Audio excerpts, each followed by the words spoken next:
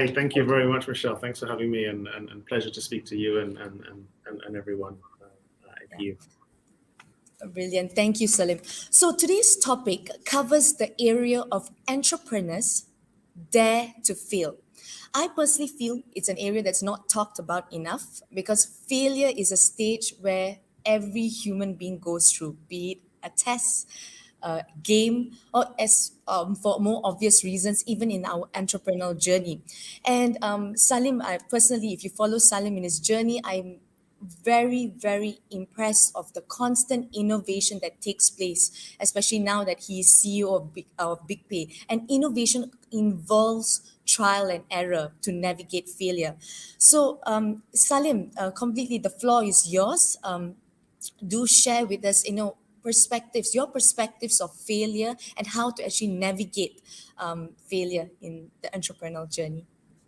For sure. I think I've got a couple slides. I think just to kind of walk you through and warm the audience up as to what Big Pay does, and also just a bit of the journey. Like, I mean, I think the first thing to your point is that it's okay to fail. I think failing is viewed as this big taboo that nobody can fail. It's like your first business has to be a success, and there are many usually deep-seated reasons for these things, and it's usually very individual. But I think it's totally good. It's very important to dispel that and get rid of that idea, because entrepreneurship is about falling and it's about picking yourself up again. Let me go through and talk a bit about Big Pay. So I think when we started this business in 2017, we came out and we said we want to solve a problem. And the problem we wanted to solve was really simple. We said, okay, we know that in across this region, across Southeast Asia, there is a need for better financial services, better banking, better access to, kind of being to something that is the foundation, right? Like, you can't operate without access to financial services, right? And I think that for people to grow, for nations to grow, that needs to be accessible and simple. So we had our vision, we had our mission. We said, this is what we're going to do. Like, this is our goal, this is our target. You can't map out everything in your journey, but I think having a North Star, having a very clear idea of the problem you want to solve is very important. And I'll come back to this point actually later. Thank you, Salim. All right, we'll be taking a few question and answers now. I have actually a few that have been sent over, actually quite a lot, actually. All Sure. right. All right, so the first question that we have from the audience is, what have you learned from artificial failure? Artificial fail. Well, I can take that and say that I've had real failures, and I've learned. I think the biggest thing I've learned is more about myself.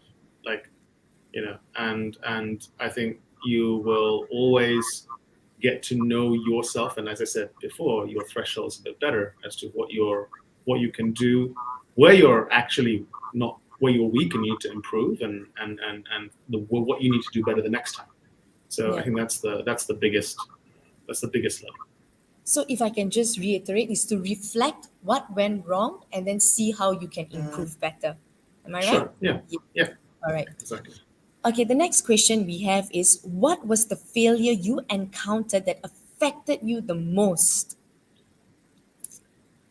Oh. Um,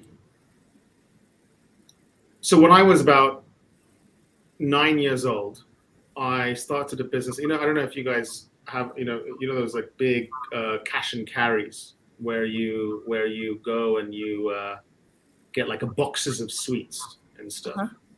Um, I remember in my primary school, I used to go and take my pocket money and go get boxes of sweets, and I was illegally like selling them in the toilets of my Oh, school. okay.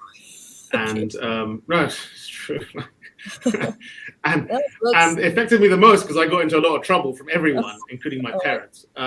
So that was probably the one that fairly impacted me the most. That's just anecdotal, but I think the one that impacted me the most, like in terms Uh-huh. of learning, was probably the Iran bank. I mean, it was something that I was really dear to my heart, something that I wanted to Yeah. build, and it didn't work out. But I learned a lot from it, so it impacted me and made me make slightly better decisions in doing this and every other Yeah. journey I'm sure I'll do after this as well. Brilliant. Yeah, so good. No, just reflecting on your story. I think I remember selling CDs. So at my time, the CD was the thing where it was the new trend. Everyone wanted to listen to. I have a Discman, and it was so cool.